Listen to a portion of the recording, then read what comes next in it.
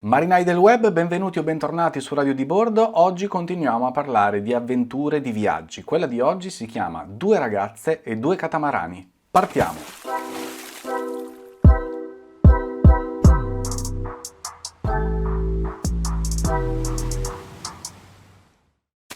Benvenuti in questo nuovo video, io sono Matteo e oggi scopriremo di più su un grande navigatore, James Warren, conosciuto ai più come un grande progettista di catamarani, anzi il pioniere per eccellenza di questo tipo di imbarcazioni. Ma partiamo da lontano, quando James aveva circa 26 anni, aveva già un sogno: costruire un grande catamarano e attraversare l'Oceano Atlantico. Tutto il tempo libero che James aveva lo dedicava a studiare, a cercare nei libri informazioni su come poter costruire la barca dei suoi sogni, visitava musei navali, cercava di carpire ogni informazione da qualsiasi cosa galleggiasse intorno a lui, ma la sua attenzione si soffermò sulla doppia canoa polinesiana, o pai, o semplicemente catamarano. Durante le sue letture trovò un libro che si chiamava Canoe dell'Oceania e proprio in questo libro trovò un progetto di un catamarano di circa 7 metri, composto da pannelli di legno con fondo piatto, e proprio questa era la barca che assomigliava di più a quella che poteva permettersi di realizzare con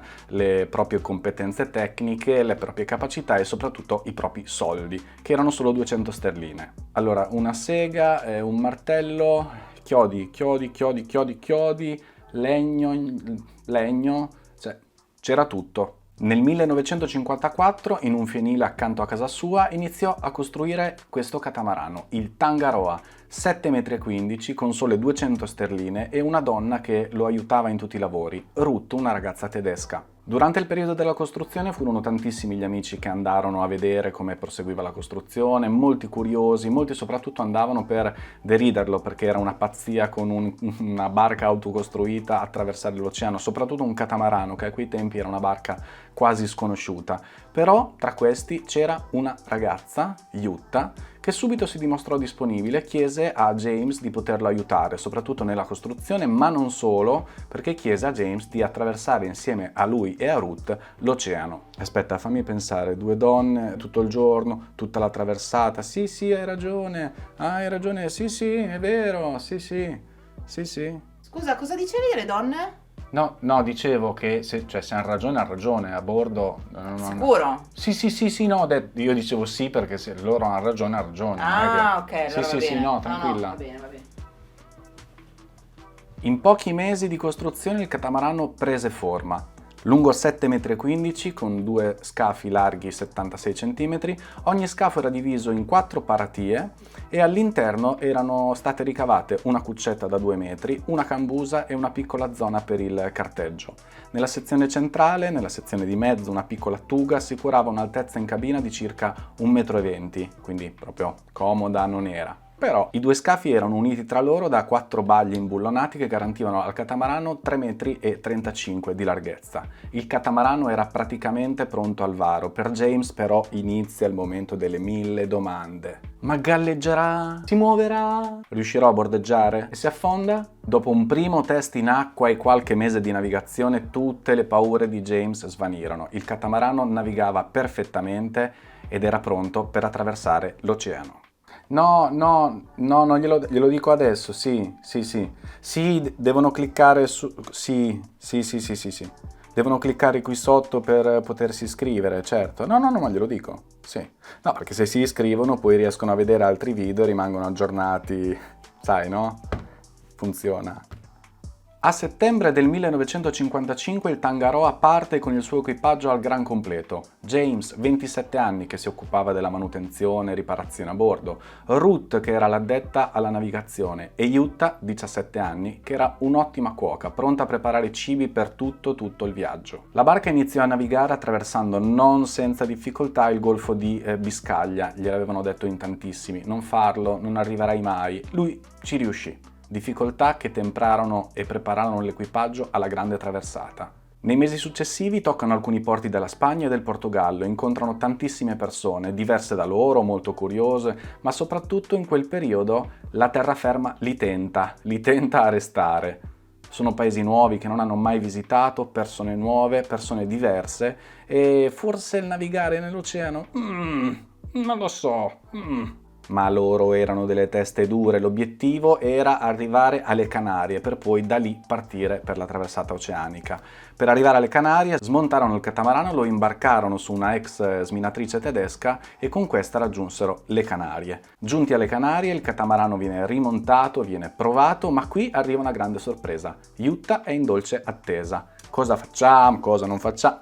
Si parte, Jutta decide di partire, forse lei più decisa di James e Ruth, decidono tutti e tre di attraversare l'oceano insieme. Inizia la lunga veleggiata, la lunga traversata, l'oceano li accoglie, Warham al timone, Jutta continua a preparare cibo e Ruth prende costantemente la posizione attraverso strani calcoli che solo lei riusciva a fare a bordo e un cagnolino, Pepe, ricevuto il regalo a Ribadeo, che teneva di buon umore tutto l'equipaggio. L'oceano purtroppo si presenta per quello che è, grandi burrasche iniziano a flagellare la piccola barca di soli 7 metri, dormivano in 3 in questa piccola cuccetta di 2 metri, lunga 2 metri e larga 76, il cane gli faceva un po' da riscaldamento e ogni tanto mettevano la testa fuori per vedere come stava andando la loro barca. Il Tangaroa però inizia a mostrare i suoi primi difetti, si rompono più volte i timoni e James in tutti i modi cerca di ripararli e queste grandissime onde che sbattono sulla barca spazzano continuamente il pozzetto. Fortunatamente il pozzetto era realizzato con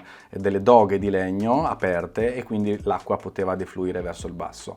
Non basta, perché durante il viaggio lo scafo viene anche attaccato dalle teredini, che sono dei piccoli molluschi che creano delle piccole falle nello scafo. Queste falle incominciano ad imbarcare acqua e quindi il viaggio proseguiva con Jutta, James e Ruth che cercavano di buttare fuori l'acqua continuamente dagli scafi. Un grande lavoro perché poi gli scafi venivano anche riparati mentre navigavano. Arrivano chiaramente anche tempi migliori, migliorano le giornate, migliorano i venti, quindi a bordo si instaura una certa calma.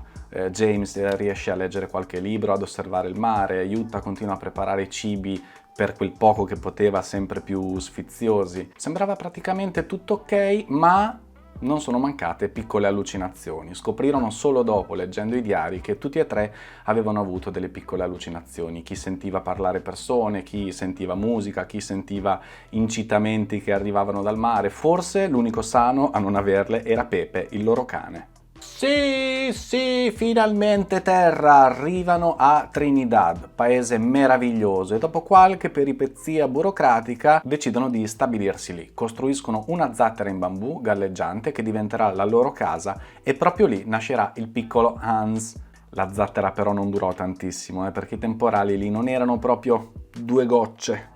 Il Tangaroa purtroppo diventa inutilizzabile, corroso dal sale, mangiato dalle teredini, insomma è praticamente marcio e malconcio. Ma cosa fa James? Cosa fa?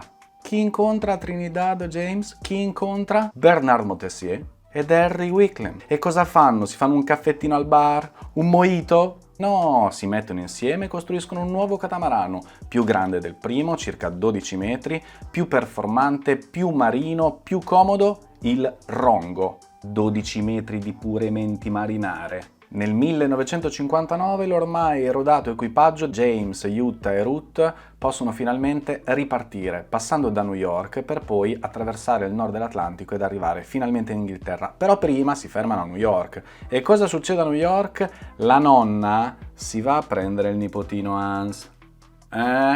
Furba la nonna, Non mancano anche qui burrasche, onde gigantesche, problemi al timone, vele che si lacerano e continuano a cucire per poterle rimettere a posto. Cucire su cucire, cucire e ancora cucire. Sono anche tante le notti insonni che passano per poter alternarsi al timone e riuscire nell'obiettivo finale, ovvero quello di arrivare in Inghilterra. Nel loro viaggio vengono anche salutati da balene e spesso come miraggi vedono dei piccoli uccelli di terra che finalmente gli fanno capire che sono sempre più vicino alla meta.